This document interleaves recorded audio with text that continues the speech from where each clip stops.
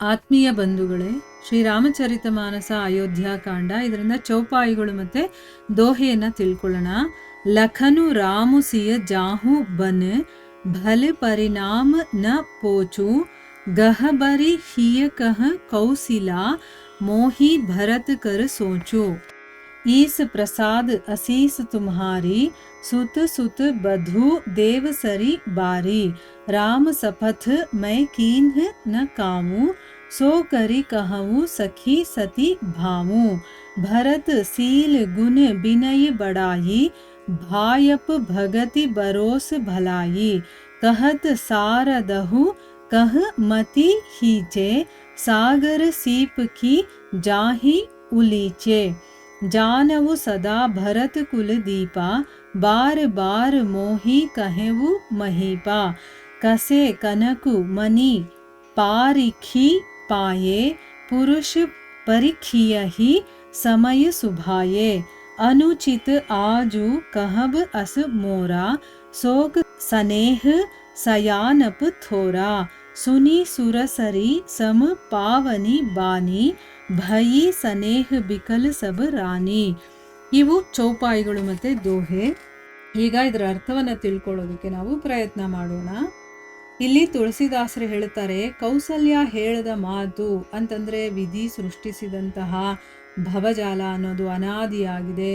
ಮಹಾರಾಜರ ಜೀವಿತ ಅಥವಾ ಮರಣದ ಕುರಿತು ನಾವು ದುಃಖ ಪಡ್ತೀವಲ್ವಾ, ಅದಕ್ಕೆ ಕಾರಣ ನಮ್ಮ ಸ್ವಾರ್ಥ ಅಂತಂದ್ಬಿಟ್ಟು ಹೇಳಿದಾಗ ಸುನಯನ ಹೇಳ್ತಾಳೆ, ನೀವು ಹೇಳಿದ ಮಾತು ನಿಜಾನೇ, ಎಷ್ಟೇ ಆಗಲಿ ನೀವು ದಶರಥ ಮಹಾರಾಜನ ರಾಣಿಯರಲ್ವಾ ಅಂತಂದ್ಬಿಟ್ಟು ಹೇಳಿದಾಗ ಕೌಸಲ್ಯಾದೇವಿ ದುಃಖ ತುಂಬಿದಂತಹ ಹೃದಯದಿಂದ ಹೇಳ್ತಾಳೆ, ರಾಮ ಲಕ್ಷ್ಮಣ ಸೀತೆ ಇವರು ಕಾಡಿಗೆ ಹೋಗೋದ್ರಿಂದ ಒಳ್ಳೆಯದೇ ಆಗುತ್ತೆ, ಆದರೆ ನನಗೆ ಭರತನದೇ ಚಿಂತೆ.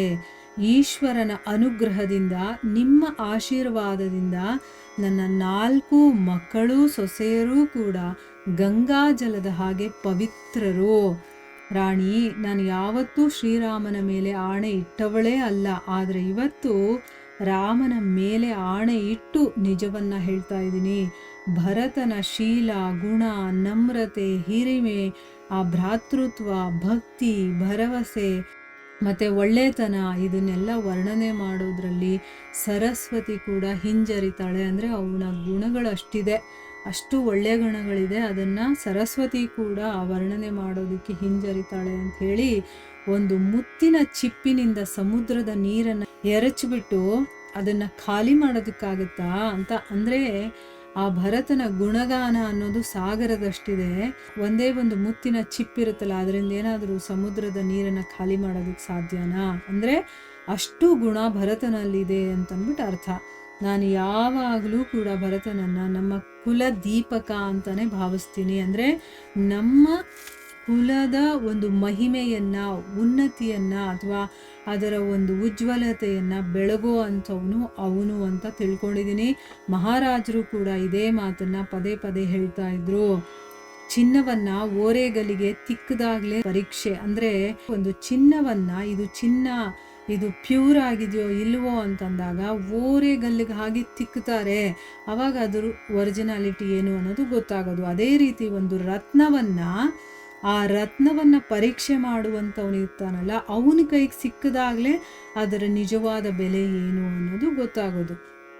ಹಾಗೆಯೇ ಒಬ್ಬ ವ್ಯಕ್ತಿಯ ಪರೀಕ್ಷೆ ಸಮಯ ಬಂದಾಗಲೇ ಅವನ ನಡತೆ ಹೇಗಿದೆ ಅನ್ನೋದು ನಮಗೆ ಗೊತ್ತಾಗೋದು, ಒಂದು ಅರಿವಿಗೆ ಬರುವಂಥದ್ದು ಅಂತ ಹೇಳ್ತಾ ಇದ್ದಾರೆ. ಅಂದರೆ ಇಲ್ಲಿ ನೋಡಿ, ಭರತನ ಬಗ್ಗೆ ಎಲ್ಲರೂ ಬೇಕಾದಷ್ಟು ಮಾತಾಡ್ತಾರೆ. ಏನು ಅಂತಂದರೆ, ಇವನು ಬೇಕು ಅಂತ ತಾಯಿ ಜೊತೆ ಸೇರಿಕೊಂಡು ಆ ಸಿಂಹಾಸನಕ್ಕೋಸ್ಕರ ಅಣ್ಣನನ್ನೇ ಕಾಡಿಗೆ ಕಳಿಸ್ದ, ಹಾಗೆ ಹೀಗೆ ಅಂತ. ಅವನು ಆ ಸಮಯದಲ್ಲಿ ಅಲ್ಲಿರೋದಿಲ್ಲ, ಅವನು ಕೋಸಲ ದೇಶದಲ್ಲಿ ಇರ್ತಾನೆ, ತನ್ನ ತಾತನ ಮನೇಲಿ ಇರ್ತಾನೆ ಅವನು. ಸೊ ಯಾವಾಗ ಭರತ ಬರ್ತಾನೋ ಅವಾಗ ತಾನೇ ಇಲ್ಲೇನಾಗಿದೆಯೋ ಆ ಘಟನೆಯನ್ನು ನೋಡಿ ಅವನು ಹೇಗೆ ರಿಯಾಕ್ಟ್ ಮಾಡ್ತಾನೆ, ಹೇಗೆ ನಡ್ಕೊಳ್ತಾನೆ, ಅದರ ಮೇಲೆ ಅದು ಡಿಸೈಡ್ ಆಗುತ್ತೆ. ಸೊ ಈ ರೀತಿ ಯಾವಾಗ ಭರತ ಬರ್ತಾನೋ ಅಲ್ಲಿ ತನ್ನ ಅಣ್ಣನ ವಿಷಯ ತಿಳಿದಿದ್ದ ತಕ್ಷಣ ಗೋಳಾಡ್ಬಿಡ್ತಾನ ಅವನು. ನನ್ನ ಅಣ್ಣನಿಗೆ ಇಷ್ಟು ತೊಂದರೆ ಆಗಿದೆಯಾ, ನಾನೇ ಅದಕ್ಕೆ ಕಾರಣ ಆಗ್ಬಿಟ್ನಲ್ಲ ಅಂತಂದ್ಬಿಟ್ಟು ತುಂಬಾ ಬೇಜಾರು ಮಾಡಿಕೊಂಡು ಹತ್ಕೊಂಡು ಅವನು ಸೀದಾ ಕಾಡಿಗೆ ಹೊರಟೋಗ್ತಾನೆ, ನನ್ನ ಅಣ್ಣನ ವಾಪಸ್ ಕರ್ಕೊಂಬರ್ಬೇಕು ಅಂತಂದ್ಬಿಟ್ಟು. ಈಗಿನ ಕಾಲದಲ್ಲಿ ಆ ರೀತಿ ಎಲ್ಲ ಮಾಡ್ತಾರಾ? ಇಲ್ಲ, ಸಿಕ್ತಲ್ಲ ಬಿಡು ಅವನೇನಾದರೂ ಮಾಡ್ಕೊಳ್ಳಿ ಅಂತ ಸುಮ್ಮನೆ ಆಗ್ತಾರೆ.